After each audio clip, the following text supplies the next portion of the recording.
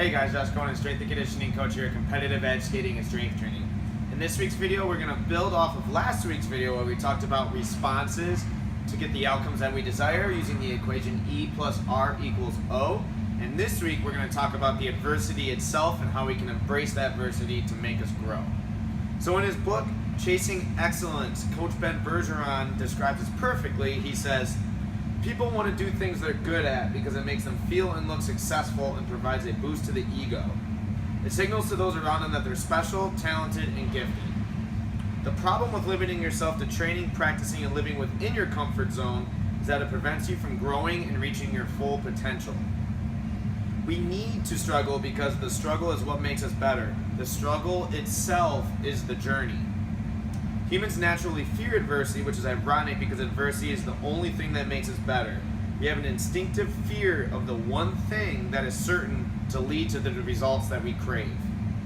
He goes on to say, when we know this, the challenges, hardships, and struggles that might seemingly look like they're setbacks become anything but.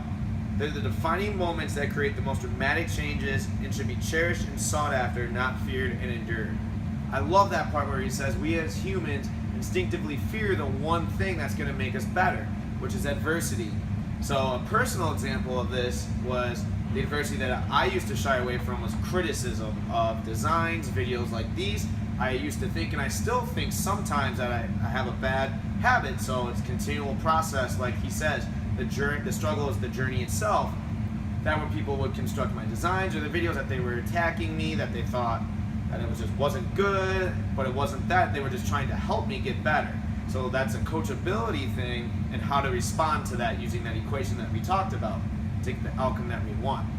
So it's the adversity, the things that we fear doing or the things we are not good at, the things that we dread doing. Those are ultimately the one thing that we need to do most in order to grow.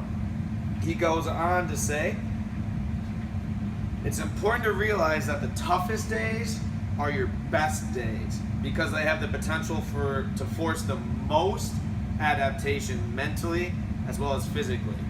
So to say that one more time because it's really key, the hardest days have the potential for the most adaptation mentally as well as physically.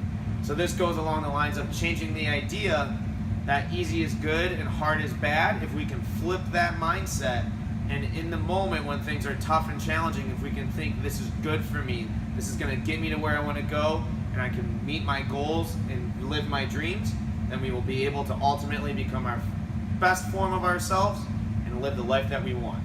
Make sure you guys go to our website at ceskating.com. Sign up for our Sunday email. This is where you get words of wisdom for your week, as well as our training and class schedule for the entire week.